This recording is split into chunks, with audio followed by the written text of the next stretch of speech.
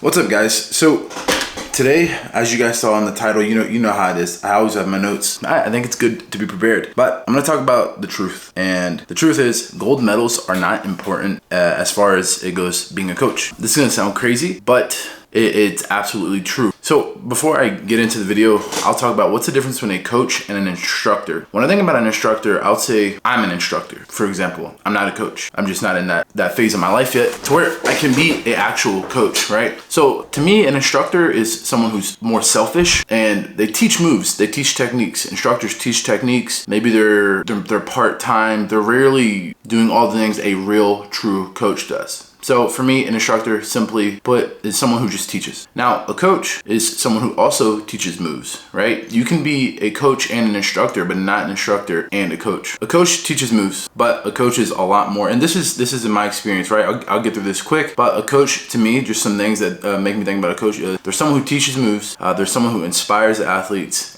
They help with match strategy and match strategy. They lead a team. They're selfless. They sacrifice their time for students outside of practice, whether that be taking them to competition, flying out to coach them at competitions, etc., and actually being there in their corner, outside of just practice. There's nothing, someone's gonna look at this and be like, man, blah, blah, blah, we can't all be coaches, right? Like, yeah, there's nothing wrong with being an instructor. That's not the point of this video. I just wanted to kind of explain the differences before we get into the actual video. And as you guys saw, the title of this video is Why Gold Medals Do Not Make You a Better Coach in BJJ and Wrestling. Now that we understand what the word coach actually means, I wanted to discuss the reality that a good coach does not need good individual accomplishments. Now, a good instructor, someone who only teaches moves, that the only thing they sell necessarily is their name brand. Someone like me, right? Like I said, I'm an instructor, I'm not a coach. The accomplishments matter a lot more when you're just an instructor who's trying to sell their brand, do seminars, sell instructionals, do privates, do camps, etc. But as a coach, this doesn't necessarily matter anywhere near as much. I've personally had my best coaches were not even state medalists. My college wrestling coach was only a state medalist. He wasn't even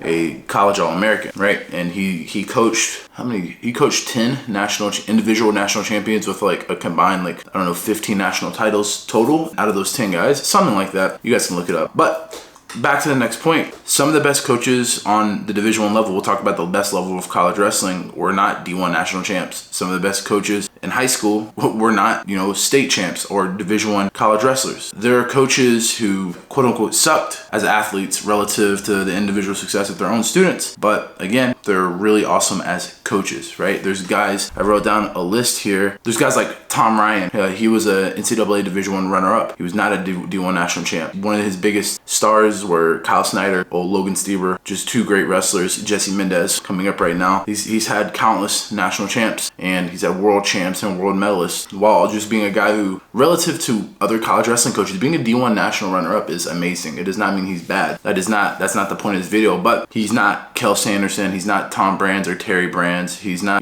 Kerry Colad, he's not all these other people who were just big name coaches. Like, you know them immediately. You know about their athletic careers before you know about their coaching careers, whereas someone like Tom Ryan, unless you're like really in the know, you don't really know about his athletic career. He wasn't that popular, right? But you do know about his coaching career. If you say, hey man, you're like Tom Ryan at Ohio State University, you'd be like, oh, he coached this guy.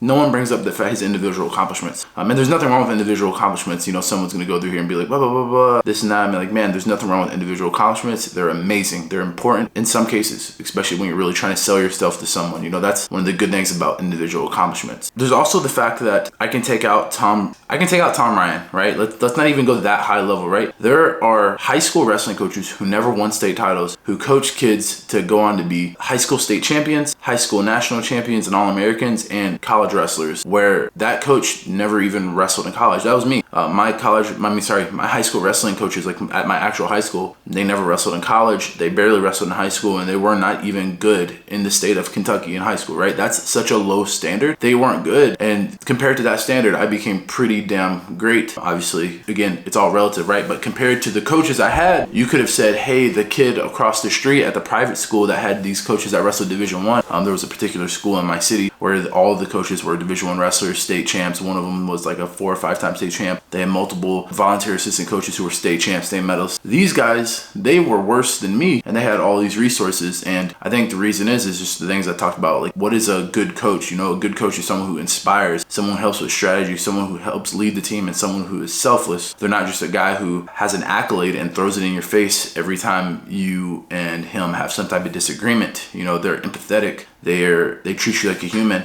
I've met coaches. I'm not going to name any names. I had a particular coach at a particular school and a particular point in my life who wrestled at a particular university, and because of that particular status, whenever anything not good would happen, whether it was a tournament in practice or whatever, that person would be very belittling because they wrestled at this place, and they would constantly remind you that they wrestled at this place and that you need to listen to them. You need to be 100% for what they have to say, and they know everything because they wrestled here and you didn't, or you haven't. And that really affected me, whereas like the coaches that I had the most success with as an athlete, I performed bad under that guy. Whenever I would compete, even just thinking about that. The coach that I competed the best under, which Coach Corey Ruff, you know, the head wrestling coach, former head wrestling coach at Lindsey Wilson College, now head wrestling coach at the University of the Cumberlands. Coach Ruff was not the greatest wrestler. His technique was okay. He was good on top, not really my style.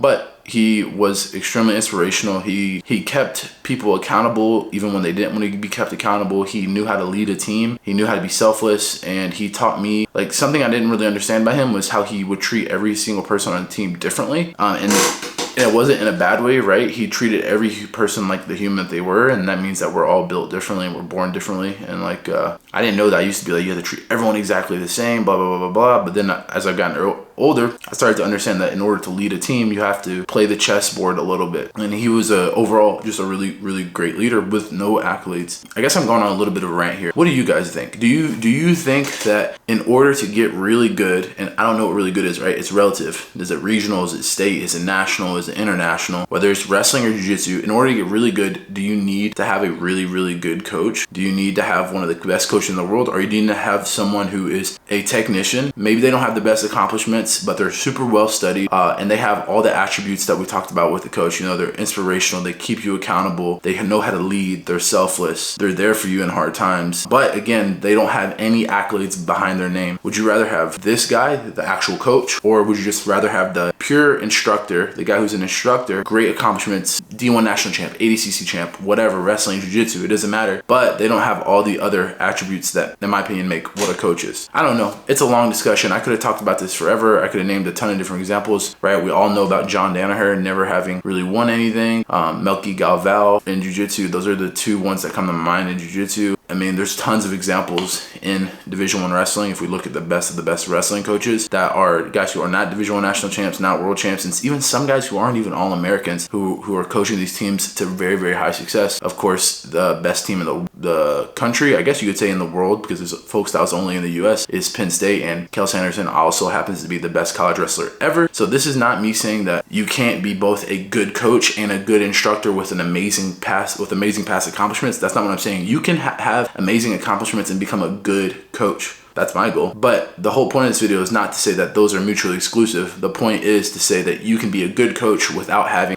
all these gold medals from your past to show for it. And what really matters at the end of the day is that you're helping your students get their own gold medals, that you're helping them become better people, especially in wrestling. I don't think it's quite the same in jiu-jitsu. You're not really trying to get life lessons in jiu-jitsu. The life lessons really come as a kid. You know, I think we're kind of nurtured as children, and I think wrestling coaches have the responsibility to try to help nurture, you know, inspiration, accountability, ownership, etc., etc. In jiu-jitsu, I don't think it's quite the same, just because we're mostly all adults, unless you're talking about kids programs. But anyways, that's the rant. What would you prefer, a good coach or a good instructor? And what do you, if you guys had to give me three attributes to make a good coach, what would they be? Because you might have something different than me, and tell me why. Leave it in the comments below. What is a good coach? Also, guys, as always, if you like to learn how to wrestle from me, all my instructionals are out right now. I think I have 8 or 9 instructionals, ranging from hand fighting, which is the one I suggest you start with, solo drills, single legs, underhook takedowns, duck unders, ankle picks, single legs,